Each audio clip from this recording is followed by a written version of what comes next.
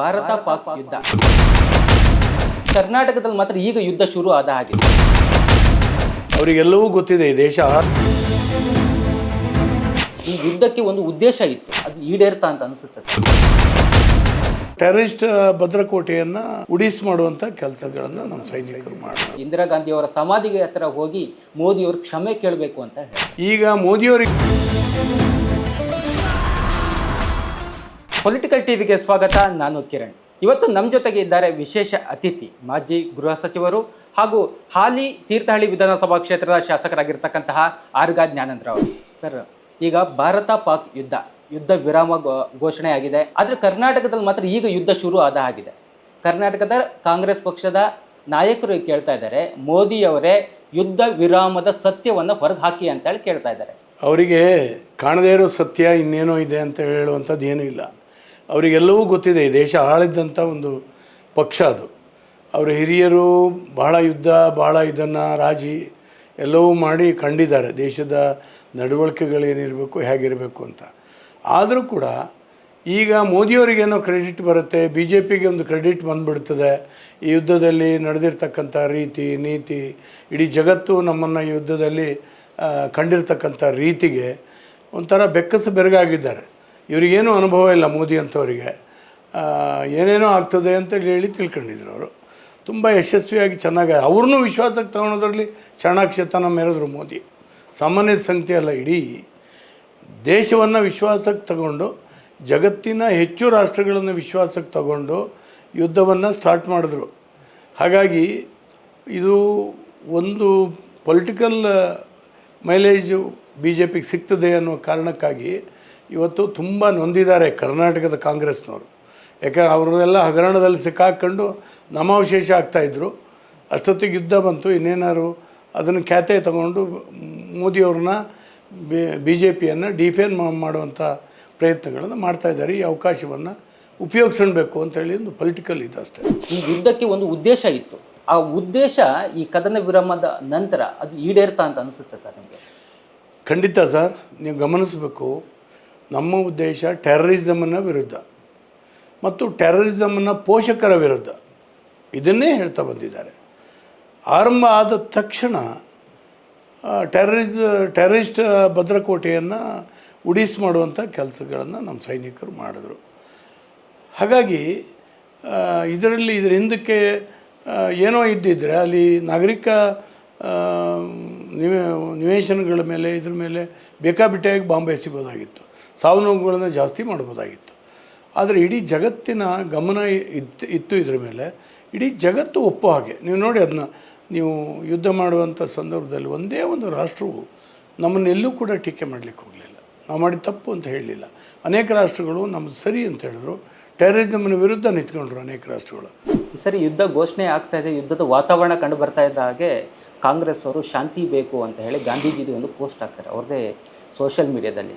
ಅದಾಗ್ತದೆ, ಯುದ್ಧ ವಿರಾಮ ಆಗ್ತಾ ಇದ್ದ ಹಾಗೆ ಮತ್ತೆ ಇಂದಿರಾ ಗಾಂಧೀಜಿ ಫೋಟೋ ಹಾಕ್ತಾರೆ. ಈ ಧೈರ್ಯ ಮೋದಿಯವ್ರಿಗೆ ಇಲ್ಲ, ಇಂದಿರಾ ಗಾಂಧಿ ಅವರನ್ನು ನೋಡಿ ಕಲಿಬೇಕು ಅಂತ. ಇಂದಿರಾ ಗಾಂಧಿ ಅವರ ಸಮಾಧಿಗೆ ಹತ್ರ ಹೋಗಿ ಮೋದಿಯವರು ಕ್ಷಮೆ ಕೇಳಬೇಕು ಅಂತ ಹೇಳ್ತಾರೆ. ನೋಡಿ, ಕಾಂಗ್ರೆಸ್ಸು ಶಾಂತಿ ಬೇಕು ಅಂತ ಹೇಳೋದ್ರ ಉದ್ದೇಶ ಅವರ ವೋಟ್ ಬ್ಯಾಂಕಿಗೆ, ಕರ್ನಾಟಕದಲ್ಲಿರುವಂಥ ಮುಸ್ಲಿಮರಿಗೆ ಒಂದು ಮೆಸೇಜ್ ಕಳಿಸ್ಬೇಕಾಗಿತ್ತು. ಅವರು ನಾವು ಯುದ್ಧದ ಪರವಾಗಿಲ್ಲ, ಪಾಕಿಸ್ತಾನದವ್ರನ್ನ ಕೊಲ್ಲೋ ಪರವಾಗಿಲ್ಲ ನಾವು ಅಂತೇಳಿ ಇವ್ರಿಗೆ ಮೆಸೇಜ್ ಕಳಿಸ್ಬೇಕಾಗಿ. ಇದ್ರ ಹಿಂದಕ್ಕೊಂದು ಪೊಲಿಟಿಕಲ್ ಉದ್ದೇಶ ಇದೆ. ಅವರು ಎಲ್ಲ ಸಂದರ್ಭದಲ್ಲಿಯೂ ಕೂಡ ಸಿದ್ದರಾಮಯ್ಯ ಆ್ಯಂಡ್ ಗ್ಯಾಂಗ್ ಈ ರಾಜ್ಯದಲ್ಲಿ ವೋಟ್ ಬ್ಯಾಂಕಿನ ಉದ್ದೇಶವನ್ನೇ ಇಟ್ಕೊಂಡು ಒಂದು ಪ್ರತಿಯೊಂದು ಹೆಜ್ಜೆಯನ್ನು ಇಡ್ತಾ ಇದ್ದಾರೆ. ಈ ಅಲ್ಪಸಂಖ್ಯಾತರನ್ನ ತುಷ್ಟೀಕರಣದ ಒಂದು ಮೆಸೇಜ್ಗಳನ್ನು ಆಗಾಗ ಕೊಡ್ತಾ ಇದ್ದಾರೆ.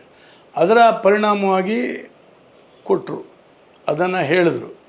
ಆಮೇಲೆ ಇವರಿಗೆ ಅನ್ನಿಸ್ತು, ನಾವು ಇಂದಿರಾ ಗಾಂಧಿಯವರು ಹಾಗೇ ಈಗ ಬಾಂಗ್ಲಾವನ್ನು ಪಾಕಿಸ್ತಾನವನ್ನು ಇಬ್ಬಾಗ ಮಾಡಬೇಕು ಅಂತನೋ ಇನ್ನೇನೋ ಒಂದು ಉದ್ದೇಶಕ್ಕೆ ಯುದ್ಧವನ್ನು ನಾವು ಪ್ರಾರಂಭ ಮಾಡಲಿಲ್ಲ. ನಮ್ಮ ಉದ್ದೇಶ ಇತ್ತು 26 ಜನರನ್ನು ಪಾಲ್ಗಾಮ್ನಲ್ಲಿ ನಿಶಸ್ತ್ರ, ಇದು ಯಾವುದೇ ಶಸ್ತ್ರ ಇಲ್ಲದೆ ಇರೋವಂಥ ಅಮಾಯಕರನ್ನ, ಪ್ರವಾಸಕ್ಕೆ ಹೋಗಿರ್ತಕ್ಕಂಥವ್ರನ್ನ, ಅವ್ರ ಹೆಂಡತಿ ಮಕ್ಕಳ ಎದುರುಗಡೆ ಏನು ಹೊಡೆದಾಕದಂಥ ಅಮಾನುಷವಾದಂಥ ಕೃತ್ಯ ಇದೆ, ಅದಕ್ಕೆ ಸರಿಯಾದ ಪಾಠ ಕಲಿಬೇಕಾಗಿತ್ತು, ಆ ಬಗ್ಗೆ ಕಲಿಸ್ಬೇಕಾಗಿತ್ತು, ಆ ಬಗ್ಗೆ ನಾವು ಅವ್ರನ್ನ ಬಗ್ಗು ಬಡಿಬೇಕಾಗಿತ್ತು. ಅಷ್ಟು ಬಿಟ್ಟರೆ ಬೇರೆ ಏನೋ ಅದರ ಹಿಂದಕ್ಕೆ ಇರಲಿಲ್ಲ. ಪಾಕಿಸ್ತಾನಕ್ಕೆ ಮರೆಯಲಾಗದಿರ್ತಕ್ಕಂಥ ಪಾಠವನ್ನು ಈಗಾಗಲೇ ಕಲಿಸಿ ಆಗಿದೆ. ಇವತ್ತು ಇಂದಿರಾ ಗಾಂಧಿಯವ್ರ ಕಾಲದಲ್ಲಿ ಪಾಕಿಸ್ತಾನದ ಹತ್ರ ಅಣುಬಾಂಬ್ ಇರಲಿಲ್ಲ, ನಮ್ಮ ಹತ್ರನೂ ಅಣುಬಾಂಬ್ ಇರಲಿಲ್ಲ, ನಿಮ್ಗೆ ಗೊತ್ತಿರಬೇಕು. ಈಗ ಎರಡು ರಾಷ್ಟ್ರದ ಹತ್ರನೂ ಅಣುಬಾಂಬ್ ಇದೆ. ಅನೇಕ ಹಿನ್ನೆಲೆಗಳಿದ್ದಾವೆ ಇದಕ್ಕೆ.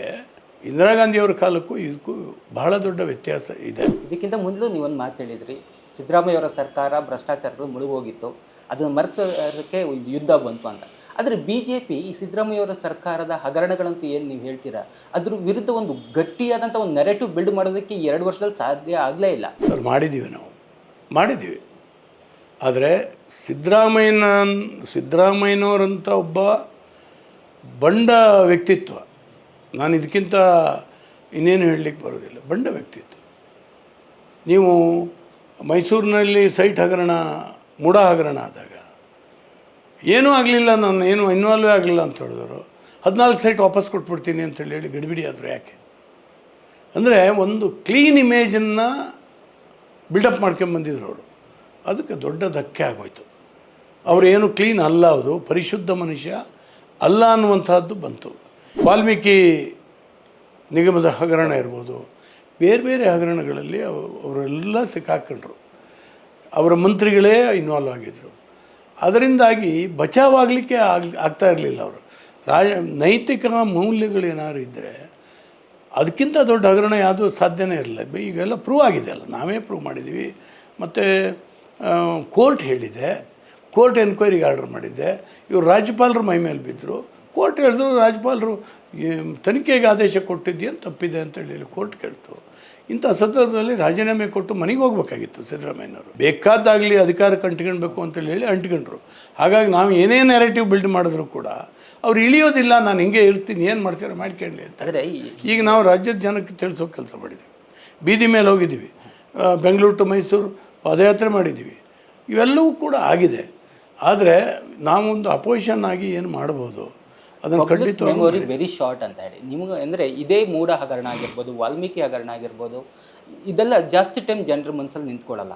ಅಂದರೆ ಆ ಜನರ ಮನಸ್ಸಲ್ಲಿ ಲಾಂಗ್ ಟರ್ಮ್ ನಿಂತ್ಕೋಬೇಕು ಅಂತಂದರೆ ನಿಮ್ಮ ಪಕ್ಷದ ವಿರುದ್ಧ ಕಾಂಗ್ರೆಸ್ ಸರ್ಕಾರ, ಅವತ್ತಿನ ಕಾಂಗ್ರೆಸ್ ಪಕ್ಷ ಒಂದು ಗಟ್ಟಿಯಾದಂಥ ಒಂದು ಜನಾಭಿಪ್ರಾಯನ ಹೊರಡಿಸ್ಬಿಟ್ರು. 40% ಸರ್ಕಾರ, 40% ಸರ್ಕಾರ.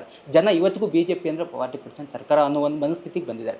ಆ ರೀತಿಯಾದಂತಹ ಒಂದು ನೆರೆಟಿವ್ನ, ಒಂದು ಜನಾಭಿಪ್ರಾಯನ ನಿಮ್ಮ ಹತ್ರ, ನಿಮ್ಮ ನಾಯಕರ ಹತ್ರ ಗಟ್ಟಿಯಾಗಿ ಮೂಡಿಸೋದಕ್ಕೆ ಸಾಧ್ಯ ಆಗ್ತಿಲ್ಲ.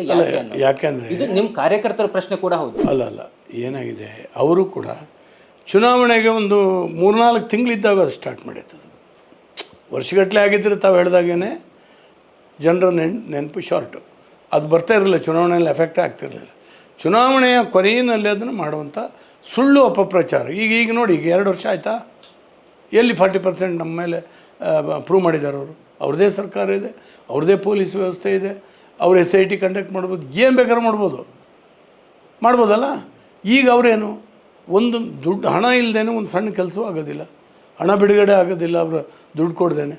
ಇದು ಜಗಜ್ಜಾಹೀರಾಗಿದೆ. ಎಲ್ಲ ನಮ್ಮ ಇಡೀ ರಾಜ್ಯದ ಮೂಲೆಯ ಕಾಂಟ್ರಾಕ್ಟರ್ಗಳು ಎಲ್ಲರ ಹತ್ರ ಹೇಳ್ತಾರೆ, ಅವ್ರೇನು ಗುಟ್ಟಾಗಿ ಇಟ್ಕೊಂಡಿಲ್ಲ. ಅವರಿಗೂ ಹೊಟ್ಟೆ ಉರಿತ ದುಡ್ಡು ಕೊಟ್ಟು ತಂದಿದ್ದಾರೆ. ಅವ್ರ ಮಾನ ಮರ್ಯಾದೆ ಉಳಿಲಿ, ಇಷ್ಟು ದಿವಸ ಆಗಿದ್ದೆ ಪೇಮೆಂಟ್ ಇಲ್ಲ ಅಂತೇಳಿ ಇವ್ರು ಹೇಳ್ದಷ್ಟು ಕೊಟ್ಟು ತಂದಿದ್ದಾರೆ. ಇವತ್ತು ನಮಗೆ 40% ಅಂದರೆ ಸುಳ್ಳು ಹೇಳಿದ್ದದು. ಅವತ್ತು ಆ ಒಬ್ಬ ಕಾಂಟ್ರಾಕ್ಟ್ ಸಂಘದ ಅಧ್ಯಕ್ಷನ ಹತ್ರ ಹೇಳಿಸುವ ಪ್ರಯತ್ನ ಆಯಿತು. ಇವತ್ತು ಅವರಿಲ್ಲ. ಆದರೆ ಅವರೇ ಸಾಯುವ ಮುನ್ನ ಇವರೇ ಭ್ರಷ್ಟರು ಅಂತ ಹೇಳೋದ ಆ ಮನುಷ್ಯ. ಈಗಲೂ ಕೂಡ ಕಾಂಟ್ರಾಕ್ಟರ್ಸು ಹೇಳ್ತಾ ಇದ್ದಾರೆ, ಇವರು ಮಹಾಭ್ರಷ್ಟರು, ಇವರಲ್ಲಿ ಅಭಿವೃದ್ಧಿಗೆ ಮೊದಲೇ ಹಣ ಇಲ್ಲ, ಇರುವ ಹಣವನ್ನು ಕೂಡ ಕಮಿಷನ್ ಆಸೆಗಾಗಿ ಏನೋ ಮಾಡ್ತಾಯಿದ್ದಾರೆ ಅನ್ನೋಂಥದ್ದನ್ನ ಹೇಳ್ತಾ ಇದ್ದಾರೆ. ಬಿಲ್ಡ್ ಮಾಡ್ತೇವೆ ನಾವೊಂದು ವಿರೋಧ ಪಕ್ಷವಾಗಿ ಏನು ಮಾಡ್ಬೋದು, ಖಂಡಿತವಾಗೂ ಅದನ್ನು ಅತ್ಯಂತ ಸಮರ್ಥವಾಗಿ ಮಾಡ್ತಾಯಿದ್ದೀವಿ ಮತ್ತು ಮಾಡ್ತೀವಿ, ಮುಂದೆಯೂ ಕೂಡ ನಾವು ಮಾಡ್ತೀವಿ. ಈಗ 2 ವರ್ಷ ಆಯಿತು ಕಾಂಗ್ರೆಸ್ ಪಕ್ಷ ಅಧಿಕಾರಕ್ಕೆ ಬಂದು. ಆ 2 ವರ್ಷದ ಅವರ ಸಾಧನೆ, ಗ್ಯಾರಂಟಿ ಯೋಜನೆಗಳು ಜನರಿಗೆ ತಲುಪಿದೆಯಾ? ನೀವೊಬ್ಬರು ಶಾಸಕರಾಗಿ ನಿಮಗೂ ಗೊತ್ತು, ನಿಮ್ಮ ಕ್ಷೇತ್ರದಲ್ಲೂ ಕೂಡ ಅದು ಸ್ಕೀಮ್ಗಳೆಲ್ಲ ಬಂದಿರುತ್ತೆ. ಆ 2 ವರ್ಷದ ಸಾಧನೆ ವಿಮರ್ಶೆ ಮಾಡೋದಾದರೆ ನೀವು ಹೇಗೆ ವಿಮರ್ಶೆ ಮಾಡ್ತೀರಾ ಸರ್? ಸರ್, ಈಗ ಸಾಧನೆ ಮಾಡಲಿಕ್ಕೆ ಏನೂ ಇಲ್ಲವೇ ಇಲ್ಲ ಅವ್ರ ಹತ್ರ. ಈಗ ಪ್ರತಿ ತಿಂಗಳು ಸಂಬಳ ಕೊಡಲಿಕ್ಕೆ ಆಗ್ತಾಯಿಲ್ಲ ಅವರಿಗೆ. ಕೆಲವು ಇಲಾಖೆಗಳಲ್ಲಿ 3 ತಿಂಗಳು 4 ತಿಂಗಳಿಗೆ ಸಂಬಳ ಕೊಡ್ತಾಯಿದ್ದಾರೆ. ಕಾಂಟ್ರಾಕ್ಟರ್ಸ್ ಬಿಲ್ ಪೇಮೆಂಟ್ ಮಾಡಲಿಕ್ಕೆ ಸಾಧ್ಯನೇ ಆಗ್ತಾಯಿಲ್ಲ. ಅಲ್ಲಿ ಇಲ್ಲಿ ಸ್ವಲ್ಪ ಕಮಿಷನ್ ತೊಗೊಂಡು ಯಾರ್ಯಾರ್ದಕ್ಕೋ ಲೀಸ್ಟ್ ಮಾಡ್ಕೊಂಡು ಬೆಂಗಳೂರು ಲೆವೆಲಲ್ಲಿ ಕೊಡ್ತಾಯಿದ್ದಾರೆ. ಮೊದಲು ಎಕ್ಸಿಕ್ಯೂಟಿವ್ ಇಂಜಿನಿಯರ್ ಚೆಕ್ ಕೊಡ್ತಾಯಿದ್ರು. ಇವತ್ತು ಬೆಂಗಳೂರು ಲೆವೆಲಲ್ಲಿ ಮಂತ್ರಿ ಭೇಟಿಯಾಗಿ ಕಮಿಷನ್ ಕೊಟ್ಟು ತಗೊಂಡು ಹೋಗ್ಬೇಕಂದಂಥ ಪರಿಸ್ಥಿತಿಗಳು. ಹೀಗೆ ಇವತ್ತು ಅಭಿವೃದ್ಧಿಗೆ ಹಣವೇ ಇಲ್ವಲ್ಲ. ಈಗ ನಾನು ಕೂಡ ವಿಧಾನಸಭೆಯಲ್ಲಿ ಮೊನ್ನೆ ಮಾತಾಡುವಾಗ ಹೇಳಿದೆ, ನೀವು ಹಿಂದಿನ ವರ್ಷದ ಬಜೆಟ್ ನೋಡಿ, ಅದರಲ್ಲಾಗಿರ್ತಕ್ಕಂಥ ಘೋಷಣೆಗಳು, ಆಮೇಲೆ ಒಂದು ಫಾಲೋಅಪ್ ಆ್ಯಕ್ಷನಿಗೆ ಒಂದು ಪುಸ್ತಕ ಕೊಟ್ಟಿದ್ದಾರೆ, ಅವರೇ ಕೊಟ್ಟಿದ್ದು, ಸರ್ಕಾರ ಕೊಟ್ಟಿದ್ದು. ಅದನ್ನೇ ಹೇಳಿದೆ, ನೀವು ಯಾವುದ್ಯಾವುದನ್ನು ಹೇಳಿದ್ರಿ, ಆಶ್ವಾಸನೆ ಕೊಟ್ಟಿದ್ರಿ, ಯಾವುದಾದ್ರು ಬಿಡುಗಡೆ ಆಗಲಿಲ್ಲ. ಇದು ಹೇಳಿದೆ. ಏನಾಗಿದೆ, ಬಜೆಟ್ಟಿನ ಗಾತ್ರ ಈ ಸರಿ 4,08,000 ಕೋಟಿ ಅಂತ ಹೇಳಿಬಿಟ್ರು. ಬಜೆಟ್ ಗಾತ್ರ ಹಿಗ್ಸಿದ್ದು ಯಾಕೆ ಅಂತ ಹೇಳಿದ್ರೆ 1,16,000 ಕೋಟಿ ಸಾಲ ಪಡಿಬೇಕಾಗಿತ್ತು. ಆ ಕಾರಣಕ್ಕಾಗಿ ಮಾಡ್ತಾಯಿದ್ದೀವಿ. ಇದೆಲ್ಲ ಸಿದ್ದರಾಮಯ್ಯನವರ ಟ್ಯಾಕ್ಟಿಕ್ಸ್. ಕಾಂಗ್ರೆಸ್ 2 ವರ್ಷದ ಒಂದು ಸಂಭ್ರಮವನ್ನು ಆಚರಿಸ್ತಾ ಇದ್ದಾರೆ. BJPಯಿಂದ ಕೌಂಟ್ರಾಗಿ ಏನಾದ್ರು ಕಾರ್ಯಕ್ರಮಗಳನ್ನು ಹಮ್ಮಿಕೊಳ್ಳುವಂಥ ಮಾಡ್ಕೊಂಡಿದ್ದಾರೆ, ಅದ್ರ ಬಗ್ಗೆ ಏನಾದ್ರು ಚಿಂತನೆ ಮಾಡ್ತಾಯಿದ್ದೀವಿ. ಇದ್ರ ಬಗ್ಗೆ ಚಿಂತನೆ ಆಗ್ತಾ ಇದೆ. ಅವ್ರು ಮಾಡಲಿ, ನಾವು ಕೂಡ ಇದ್ರ ಬಗ್ಗೆ ಚಿಂತನೆ ಮಾಡಿದ್ದೇವೆ. ಸ್ಪಷ್ಟ ಇದೆ ಜನಕ್ಕೆ. ನಾವು ಅವರ ಅವ್ಯವಹಾರಗಳೇನು, ಭ್ರಷ್ಟಾಚಾರಗಳೇನು, ಅವರು ಅಭಿವೃದ್ಧಿಗೆ ಹಣ ಇಡದೇ ಇರುವಂಥದ್ದು. ಈಗ ಅವ್ರ ಶಾಸಕರುಗಳೇ ಹೇಳ್ತಾರೆ, ನಾವು ವಿಷ ಕುಡಿಯುವಂಥ ಪರಿಸ್ಥಿತಿ ನಿರ್ಮಾಣ ಆಗಿದೆ, ನಾವು ಹಳ್ಳಿಗೆ ಹೋಗ್ಲಿಕ್ಕಾಗೋದಿಲ್ಲ, ಜನರ ಎದುರುಗಡೆ ಹೋಗ್ಲಿಕ್ಕಾಗೋದಿಲ್ಲ. ಇವರು ಗ್ಯಾರಂಟಿ ಯೋಜನೆಗಳನ್ನು ಈಗ ಅವರು ಶಾಸಕರೇ ಟೀಕೆ ಮಾಡ್ತಾಯಿದ್ದಾರೆ. ಈಗ ಅದು ತಲುಪೋದು ಇಲ್ಲ. ಮತ್ತು ಬಸ್ನಲ್ಲಿ ಹೆಂಡ್ತಿಗೆ ಫ್ರೀ, ಗಂಡಿಗಾದರೆ 2ರಷ್ಟು ವಸೂಲಿ. ಲಿಕ್ಕರು ಎಷ್ಟು ಸರಿ ಆಯ್ತು ಸರ್, ಏನು ಬೇಡ, ಒಂದು ಬಿಯರ್ ಮೇಲೆ ಅವ್ರ ಸರ್ಕಾರ ಬಂದು 2 ವರ್ಷದಲ್ಲಿ ಎಷ್ಟು ಜಾಸ್ತಿ ಆಗಿತ್ತು ಅಂದರೆ ಎಷ್ಟು ಸರಿ ಜಾಸ್ತಿ ಮಾಡಿದ್ರು. ಹುಡುಕ್ತಾ ಇದ್ದಾರೆ ಯಾವುದನ್ನು, ತಾವು ಹುಟ್ಟಿನ ಪ್ರಮಾಣ ಪತ್ರ ಇದೆಯಲ್ಲ, ಅದನ್ನು 5 ರೂಪಾಯಿ ಇತ್ತು, ಅದು 50 ರೂಪಾಯಿ ಮಾಡಿದ್ರು. ಅದೊಂದು ಸಣ್ಣ ವಿಷಯ, ಅದು 50 ರೂಪಾಯಿ ಮಾಡಿದ್ರು. ಲ್ಯಾಂಡ್ ರೇಟನ್ನು ಜಾಸ್ತಿ ಮಾಡಿದ್ರು. ಕೋಟಿಗಟ್ಟಲೆ ಕೊಡಬೇಕು. ಒಂದು ಲ್ಯಾಂಡ್ ಖರೀದಿ ಮಾಡಬೇಕು, ಯಾರೋ ಒಂದು ಸೈಟ್ ಖರೀದಿ ಮಾಡಬೇಕು ಅಂತ ಹೇಳಿದ್ರೆ ಕೋಟಿಗಟ್ಟಲೆ ಜಾಸ್ತಿ ಆಯಿತು. ನಿಮ್ಮದು 20 ರೂಪಾಯಿ 10 ರೂಪಾಯಿ ಸ್ಟ್ಯಾಂಪ್ ಪೇಪರೇ ಇಲ್ವಲ್ಲ, ಕ್ಲೋಸ್ ಆಯ್ತಲ್ಲ, ಬ್ಯಾನ್ ಆಗೋಯ್ತಲ್ಲ. ಸಣ್ಣ ಸಣ್ಣ ಅಗ್ರಿಮೆಂಟಿಗೂ 500 ರೂಪಾಯಿ ಇವತ್ತು ಛಾಪಾ ಕಾಗದ ತೊಗೊಂಡು ಬಾ ಅಂತ ಹೇಳಿದ್ರೆ ಏನು ಅರ್ಥ ಇದೆ? ಯಾವ ಇದು ಇಂಪ್ಲಿಮೆಂಟ್ ಆಗ್ತಾಯಿಲ್ಲ. ಇವತ್ತು SC/ST ಹಣ 26,000 ಕೋಟಿ ರೂಪಾಯಿಯನ್ನು SC/ST ಹಣ ತೆಗೆದು ಯಾವುದೋ ಫಾರೆಸ್ಟ್ ಡಿಪಾರ್ಟ್ಮೆಂಟಿಗೆ, ಇನ್ನೊಂದಕ್ಕೆ, ಯಾವುದಕ್ಕೋ ಕೊಡ್ತಾ ಇದ್ದಾರೆ ಅಂತ ಹೇಳಿದ್ರೆ SC/STಗಳು ಪಾಪ ಅಮಾಯಕರು, ಮುಗ್ಧರು. ಹಾಗಾಗಿ ಇವತ್ತು ಬೀದಿಗಿಳಿಲಿಲ್ಲ ಅವರು. ಅನ್ಯಾಯ ಆಗಿದ್ದು ಆ ಕಮ್ಯುನಿಟಿಗೆ ಭಾರಿ ದೊಡ್ಡ ಆಘಾತ ಮಾಡಿದ್ದಾರೆ. ಬಜೆಟ್ ಮಾಡಿದ್ವಿ, ಎಷ್ಟು ಖರ್ಚು ಮಾಡಿದ್ವಿ, ಯಾವುದ್ಯಾವುದಕ್ಕೆ ಎಷ್ಟು ಖರ್ಚು ಮಾಡಿದ್ವಿ, ಇವರು ಯಾವುದಾದನ್ನು ಕಮ್ಮಿ ಖರ್ಚು ಮಾಡಿದ್ದಾರೆ ಅಂತೇಳಿ ಹೇಳಿ ಪ್ರತಿಯೊಂದನ್ನು ಕೂಡ ಬಿಡಿಸಿ ಹೇಳಿದ್ದೇವೆ. ಅದನ್ನು ಜನರ ಹತ್ರ ಈಗ ಮತ್ತೆ ನಾವು ತೊಗೊಂಡೋಗ್ತಾಯಿದ್ವಿ. ಈಗಾಗಲೇ ತೊಗೊಂಡೋಗ್ತಿದ್ವಿ. ಮೊನ್ನೆ ಯುದ್ಧ ಆಯಿತು, ಸುಮಾರು 1 ತಿಂಗಳ ಕಾಲ ನಾವೇನು ಮಾಡಲಾರದ ಸ್ಥಿತಿ ಬಂದ್ವಿ. ಇನ್ಮೇಲೆ ನಾವು ತೊಗೊಂಡೋಗ್ತೀವಿ. ಅದನ್ನು ನಮ್ಗೆ ಗೊತ್ತಿದೆ, ಲೆಕ್ಕಾಚಾರ ಪೂರ್ತಿ ಗೊತ್ತಿದೆ. ನಾವೆಲ್ಲ ಕ್ಯಾಬಿನೆಟ್ ಒಳಗಡೆ ಇದ್ದಂಥವ್ರು.